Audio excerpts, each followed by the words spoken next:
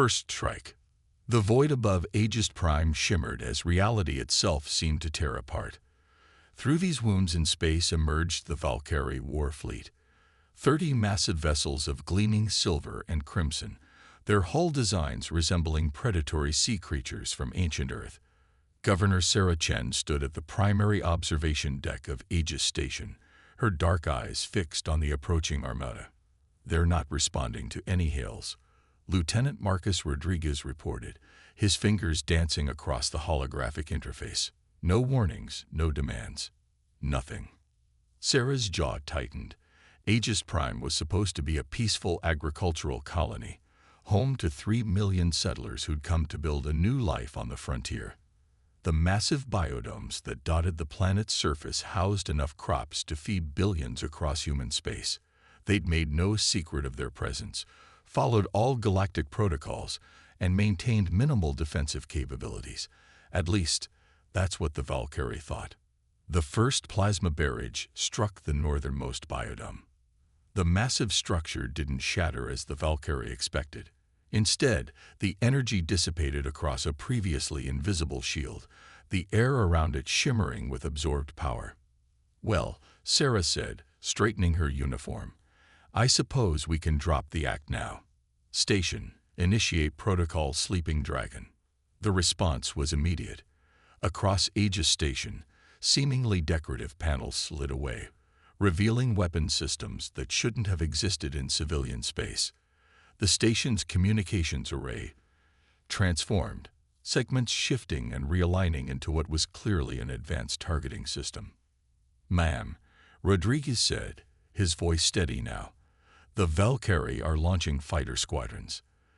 They seem confused by our defenses." Sarah allowed herself a small smile. "They would be. Send the alert to Earth Command. Authorization, Chen 7 Delta. The dragons are stirring." Beneath the colony's surface, in bunkers that didn't appear on any official plans, civilians were already being evacuated through quantum tunnels to safe locations light years away. The Valkyrie had expected to find helpless farmers. Instead, they'd stumbled upon one of humanity's most sophisticated military installations, hidden in plain sight. "Enemy vessels attempting to establish a quantum lock on our position," the AI announced. "Their targeting systems are having difficulty acquiring locks through our metamaterial hull plating." Sarah nodded. The Valkyrie were learning the hard way that humanity had not survived its violent history by being unprepared. Every human colony, every outpost, every seemingly vulnerable settlement was a fortress in disguise.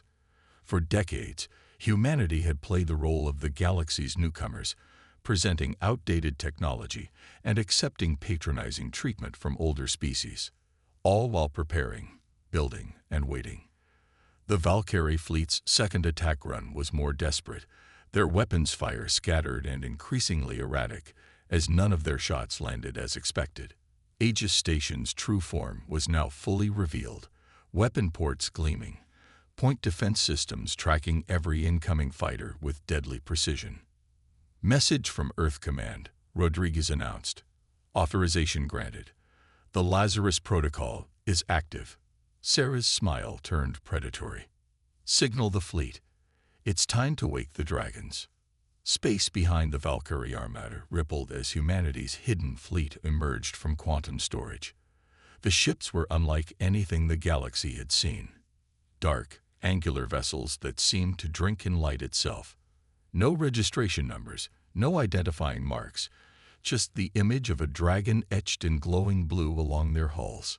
To all Valkyrie vessels, Sarah broadcast on all frequencies, "You were not invited to this party.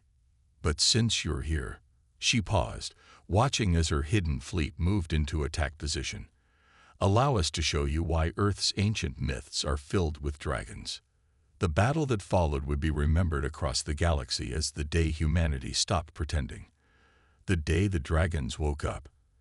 And as Sarah Chen watched the Valkyrie fleet realize their terrible mistake, she knew this was only the beginning. Project Sentinel. Admiral James Chen materialized in the heart of heliospace, deep within the core of Europa.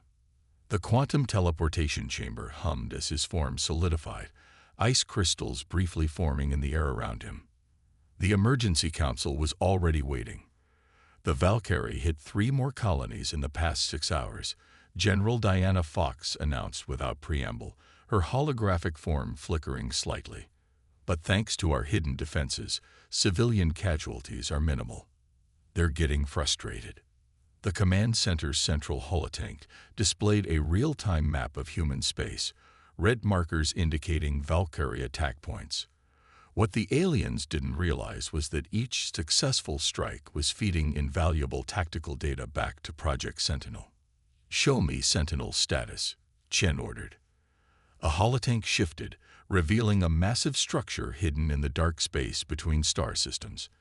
To any conventional scan, it would appear as nothing more than a cluster of asteroids. In reality, it was humanity's greatest achievement and their best-kept secret. "The Sentinel fleet is at 100% readiness," reported Dr. Maya Patel, her dark eyes gleaming with fierce pride. For 15 years, she led the engineering team that created humanity's true defense force. All 7,000 ships are armed and crews are in position. The Valkyrie have no idea what they're about to face. The vessels housed within Sentinel were unlike anything humanity had publicly revealed. While their civilian ships used standard fusion drives and particle shields, these warriors carried something far more advanced. Quantum singularity cores powered reality warping engines. Hull plating made of metamaterials could bend light and sensor readings around the ships, making them nearly invisible. Weapon systems that could harvest zero-point energy from vacuum itself. The Valkyrie intercepted our desperate transmissions requesting aid from the Galactic Council. General Fox added with a smile, "They think we're helpless, running scared. Their main fleet is mobilizing for what they believe will be a decisive strike." Chen nodded, studying the tactical display. "And our allies, the Arcturus Confederacy and the Rigel Republic, have both offered military support," Fox replied. "We thanked them politely and suggested they focus on protecting their own borders. No need to reveal our full capabilities to anyone yet."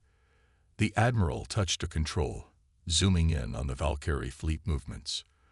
Their attack pattern was exactly what Project Sentinel had been designed to counter. For decades, humanity had studied every known alien combat doctrine, developing countermeasures for them all while carefully maintaining the facade of technological inferiority. "Dr. Patel," Chen said, "begin primary activation sequence for the Sentinel fleet.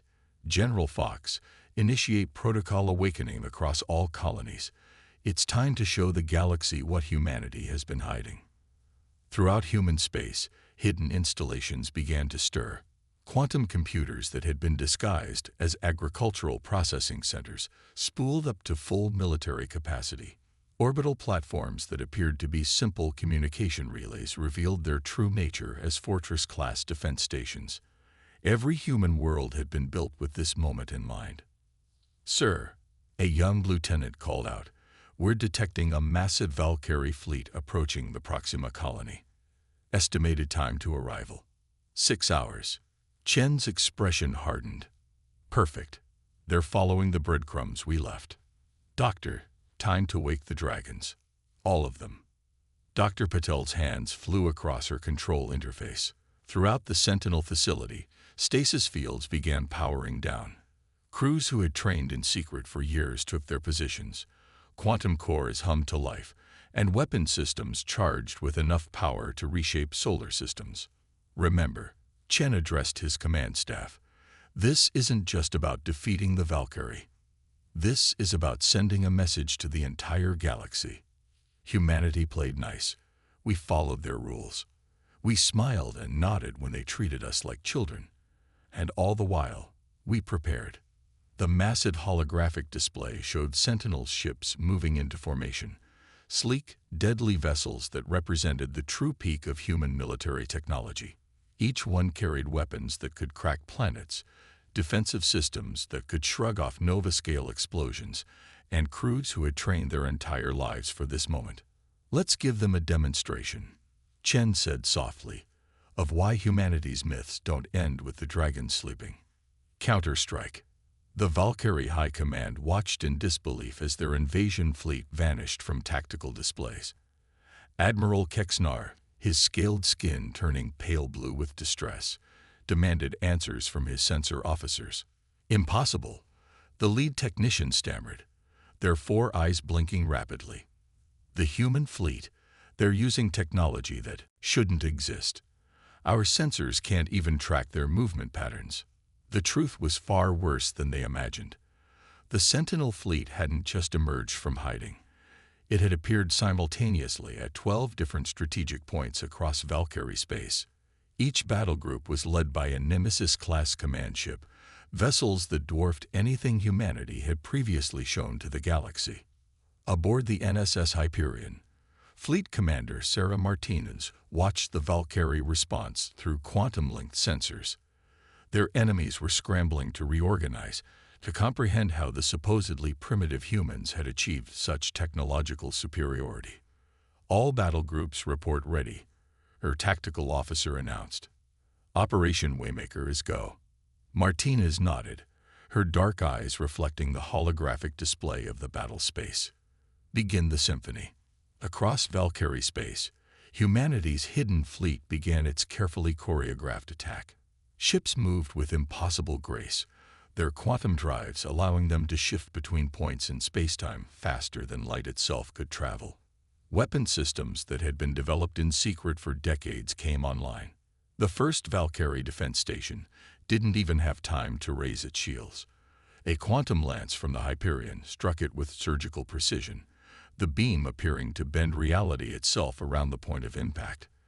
The station didn't explode. It simply ceased to exist, its matter converted to energy and harvested by the human vessel's collectors.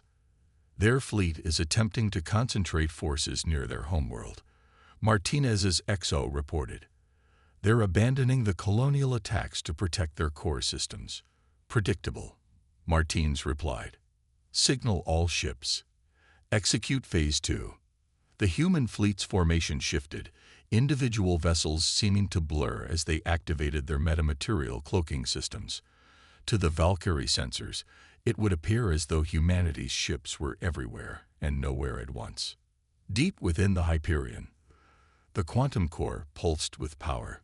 The ship's eye, far more sophisticated than anything humanity had revealed to the galaxy, calculated attack vectors that existed in multiple dimensions simultaneously. "Multiple Valkyrie dreadnoughts detected on approach," Tactical announced. "They're attempting to form a defensive line around their capital." Martinez allowed herself a small smile. "Show them why we named our ships after dragons." The Hyperion's primary weapon system came online, a device that could literally tear holes in spacetime. As it fired, reality itself seemed to scream in protest. The Valkyrie ships found themselves fighting an enemy that could attack from any point in space, at any moment, with weapons that ignored the conventional laws of physics. "Message from Admiral Chen," communications reported. "The Valkyrie leadership is requesting emergency communication." "Put them through," Martinez ordered, straightening in her command chair. "Let's hear what they have to say now that they've seen what humanity has been hiding." Admiral Kexnar's holographic form appeared on the bridge, his usual aristocratic bearing replaced by barely contained panic. "What are you?" he demanded. "How is this possible?" "We are humanity," Martinez replied calmly. "And you're learning what every potential invader in our history discovered. We don't show our true strength until we have to." The Valkyrie Admiral's scales rippled with emotion. "The technology you're using, it violates dozens of Galactic Council protocols. Protocols written by species who wanted to keep others weak," Martinez countered. "We played along, learned what we could, and built something better. Now shall we discuss terms of surrender, or would you like another demonstration?"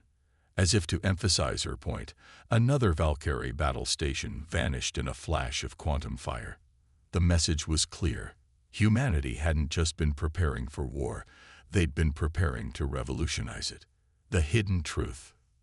The Galactic Council chambers on Centauri Prime buzzed with tension as representatives from 200 species gathered for an emergency session. At the center of the vast amphitheater, Admiral Chen stood calmly beside Dr. Maya Patel, facing the assembled delegates. For centuries, the ancient Zethal representative rasped, their crystalline form glowing with agitation. We have shared technology, guided younger species, maintained peace. Yet all this time, humans were developing weapons that violate every treaty they signed. No, Chen replied, his voice carrying effortlessly through the chamber. We violated no treaties. We simply never revealed everything we could do. There's a difference. Dr. Patel stepped forward, activating a holographic display that filled the chamber. It showed the evolution of human technology, not the carefully curated version they'd shared with the galaxy, but the truth. When humanity first encountered alien life, she began. We faced a choice. We could trust in the benevolence of more advanced civilizations, or we could prepare for the worst while hoping for the best. Our history taught us which choice was safer. The display shifted, showing the hidden facilities throughout human space. Research centers buried in black holes, gravitational shadows, quantum computing arrays disguised as primitive data networks, shipyards that existed partially out of phase with normal spacetime. The Valkyrie's attack, Chen continued, merely forced us to reveal what we've been building since first contact. Every time you patronized us, every time you denied us access to advanced technology, you only pushed us to develop something better. A Meridian delegate rose, their feathers bristling. You spoke of peace while preparing for war. We spoke of peace while preparing for reality, Chen corrected. The Valkyrie proved we were right. How many other species around this table have considered similar attacks on their neighbors? The uncomfortable silence that followed was answer enough. Humanity developed quantum phase technology, not because we wanted weapons, Dr. Patel explained, but because you told us it was impossible. We created metamaterial cloaking because you said our sensor technology was primitive. Every limitation you placed on us became a challenge to overcome. The holographic display showed the true extent of human advancement. Ships that could manipulate gravity itself, energy weapons that could harness the power of vacuum decay, defensive systems that could redirect attacks through dimensional rifts. But perhaps most importantly, Chen added, we developed all of this while maintaining the peace. We didn't use our advances to conquer. We didn't throw our weight around. We simply made sure that if anyone tried to destroy us, they'd regret it. The chamber erupted in overlapping arguments and demands. Some species called for sanctions, others for a complete isolation of human space. A few, notably those who had faced Valkyrie aggression themselves, remained thoughtfully silent. The galaxy is changing, Chen announced over the chaos. The old order, where a few species dictated terms to the rest, is over. Humanity isn't interested in empire building, but we won't pretend to be less than we are anymore. Dr. Patel touched a control, and the holographic display showed the aftermath of the Valkyrie conflict. Not scenes of destruction, but of reconstruction. Human ships using their advanced technology to repair damaged worlds, heal wounded ecosystems. We hid our dragons, Chen concluded, until someone forced us to wake them. Now they're awake, and the galaxy needs to accept a new reality. Humanity isn't just another young species to be guided and controlled. We're your equals, whether you like it or not. The silence that followed was deafening. The age of humanity hiding its true nature was over. The dragons were awake, and the galaxy would never be the same. Reckoning. 6 months after the Valkyrie conflict, humanity's true nature had reshaped galactic politics. The Hyperion hung in orbit above Earth, its quantum core humming quietly as Commander Martinez watched ships from a dozen alien species approach the Sol system. Not for war this time, but for diplomacy. Another delegation requesting permission to study our quantum phase technology, her XO reported, amusement in his voice. This time it's the Meridians. The same Meridians who said we weren't ready for advanced propulsion systems last year. Martinez allowed herself a small smile. How times change. The real transformation wasn't in the technology humanity had revealed, but in how the galaxy now viewed them.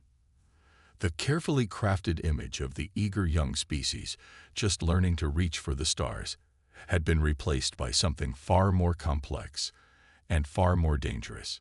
Deep within Luna Command, Admiral Chen reviewed reports from across human space. The Valkyrie Empire had fractured after their defeat, their client species seizing independence. Several had already approached Earth for protection, offering resources and territory in exchange for security guarantees. The Arcturus Confederacy is requesting joint military exercises, General Fox announced, her hologram flickering into existence. They want to strengthen diplomatic ties. They want to see how our technology works, Chen corrected. Approve the request, but maintain Protocol Omega. They see only what we choose to show. The aftermath of humanity's awakening had created a new paradigm. The older species had realized that technological superiority wasn't just about age. It was about innovation, about the drive to overcome limitations. Humanity's hidden dragons had changed the balance of power, not through conquest, but through revelation. Signal from the Galactic Council. Communications reported. The reform proposal has passed. Technological sharing restrictions between species are being lifted. It was the change humanity had sought all along. Not dominance, but equality. The right to develop without artificial constraints, to innovate without boundaries. The dragons hadn't needed to burn down the old order, merely to show that they could. In the void between stars, the Sentinel fleet maintained its vigilant watch, no longer hidden but still holding secrets. Humanity had revealed much, but not everything. The lesson of preparation had been written in their DNA through millennia of survival. Message from the Valkyrie Provisional Government. Martinez's comm officer announced. They're ready to begin the reconstruction talks. Martinez nodded, studying the tactical display where former enemy ships now waited peacefully alongside human vessels.